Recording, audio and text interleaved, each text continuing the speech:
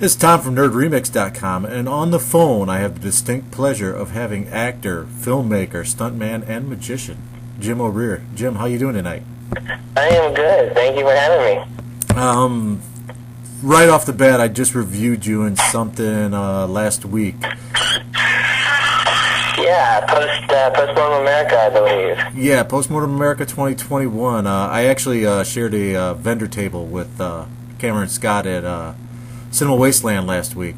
You were very good in that. I kind of sucks that he broke it up into chapters because I wanted to see more. I can't really pass judgment, I guess, on the project as a whole until I see it as a whole. But hey, you were very good in it. Thank you. I know that he planned it as a feature, but then he wanted to try something different and break it into chapters like an old serial. But I hear that part 2 is very, very good. I haven't seen it yet, but I'm interested in seeing it myself to see what happens.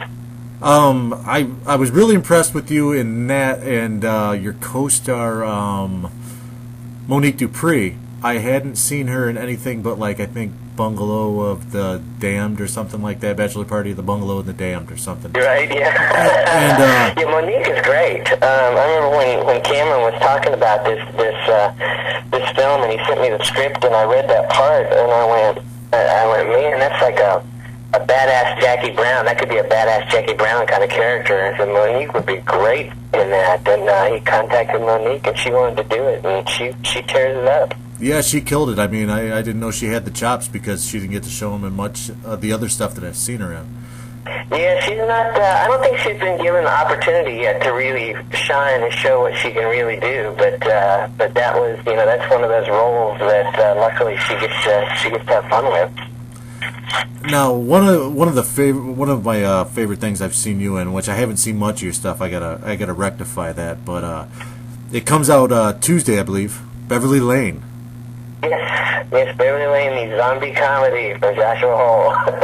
Now, see, what I thought was great about you in that is that a lot, especially like with an indie horror comedy, low budget thing, a lot of the comedy's forced, and it just seemed like really natural with you. And I mean, any scene you were in that, you stole it because you were hilarious in it. I mean, I thought you were great. That's kind of why I tried to check out some of your other work. Thank you. I had fun with it. I liked the script, and Josh was good enough to just let me have fun with it and ad-lib a lot and play around. And not many people know, because of me doing 25 years worth of horror films, not many people know that my background is actually in musical comedy. So comedy is what I know. I just don't get a chance to do it that often. Well, I can't wait to see the controversial film. It's built-in controversy with Underground Entertainment. What can you tell me about that? I can't wait to check it out. Yeah, Underground Entertainment is it's a mockumentary, sort of in the style of Spinal Tap and the Ruddles, and the only difference in that is that it's made in that style, but it's about real stuff. It's about this television show that me and my partner did 20 years ago for Warner Brothers called Underground Entertainment, and on that show we broke a lot of ground in television as far as pushing the boundaries of censorship and what you could show on television and not show on television, and it kind of chronicles, watches us as we battle the censors and things through this television show. And we decided, 20-year anniversary, we should probably look back at it. And a lot of my friends and stuff got on board. Robert Englund and Daniel Harris and Ernie Hudson and Tom Savini and Bill Forsyth. It's got a genre cast like crazy in it. I think there's 80-some celebrities in the film. But yeah, it became very controversial. We got banned in Indiana. For whatever reason, I don't know. We just thought it was hilarious that a movie about censorship was going to be censored. And but it's been good for the movie that we got banned, because a lot of people now have picked up on it. They're wanting to screen it. It's screening in a lot of different places, different conventions, and people are going nuts for it. They really like it, so I'm happy for that. But it's a wacky comedy also. Yeah, that's something. I mean, when I heard about it, I was like, man, I got to jump on this, because I had heard a few things about the particular festival, And in fact, I think Lee Vervoort had some problems with him at one time, Tennessee filmmaker. And actually, when I had heard more about it, the more it pissed me off. And I actually have an actor friend, I'm not going to name his or her name, who asked me to do a bit because they were appearing there on the site, and I actually turned them down, and I think pissed them off because I wouldn't do it. I was just like, fuck that. Why would I even give something like that, more credence or any validity by giving it any whatever minor coverage I could have gave it. You know what I mean? Yeah, the crazy thing is, for a festival that was supposed to celebrate independent entertainment, independent filmmakers, and the spirit of indie cinema, which is, outside the Hollywood system and kind of do what you want, they have a lot of guidelines and a lot of things that are not allowed. So it's truly not really an independent film festival that celebrates indie films. When that happened, I know a lot of people pulled their films out. Several celebrities canceled their appearances. A lot of people didn't go.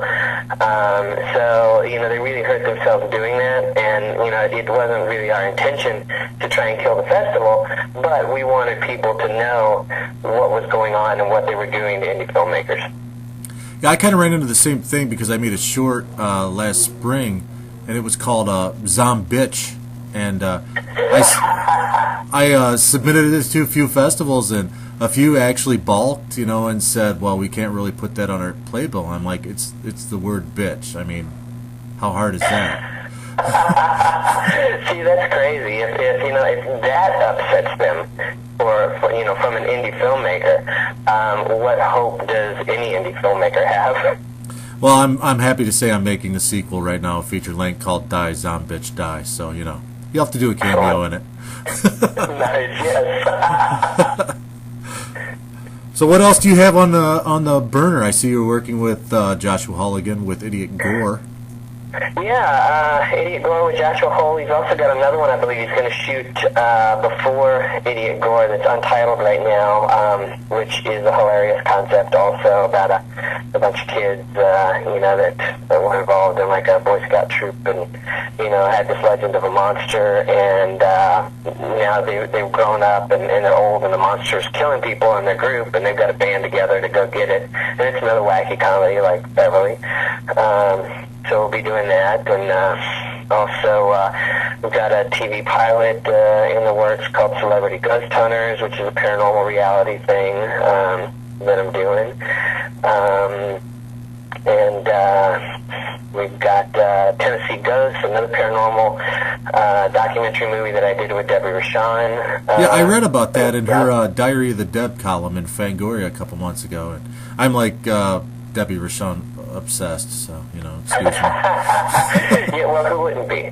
She's gorgeous, talented, she's the whole package, and she delivers all the time. I will work with Debbie anytime. I've been lucky enough to do, six or eight films with her, and we'll work with her anytime. She's wonderful, and she's great in this, and this is something different, she doesn't really act. She's more of a host of this documentary, which is made for the Travel Channel, and she blows it away doing that as well. But yeah, Fango, I was lucky that Fango in the Diary of the Dead column, they devoted two whole issues of Fango just to that film. So thank you to them. Yeah, next time you talk to Debbie, tell her to call me so I can do an interview with her. I've asked her like 4 times. Okay. Yeah, she's like a personal hero, but she should be. She should be everybody's hero. She should be. She's awesome. She is that awesome. So anyway, Beverly Lane coming out Tuesday. Fantastic movie. I had, like a week before I got the screener from Joshua Hall, I got on her podcast and proclaimed the death of the zombie comedy because it had been done to death. And along comes Beverly Lane, and you were fantastic in it. Fantastic movie. I think Joshua Hall got great performances out of everybody in the cast. And, hey, kudos. Everybody go buy a copy. Right, Jim? They can, yeah. They should get a copy. It does come out in a few days, and believe it or not, I believe the DVD is only $10. So you can't beat that, and it'll be available through the Beverly Lane website. I think it's BeverlyLaneTheMovie.com. And hey, if you see Jim O'Rear somewhere, make him sign it for you. Yes, indeed. Bring it on by. I'll sign whatever. I've still got a few appearances left this year, so pick up a copy and come see me. All right, Jim. Thanks a lot for your time, man, and keep kicking ass. I'm definitely looking forward to seeing Underground Entertainment, and I hope, as a big metaphorical middle finger, every independent film festival in the country, except for Franklin, Indiana, screens it. Great. Well, thank you. I appreciate your support. All right. Thanks a lot, man. Thank you.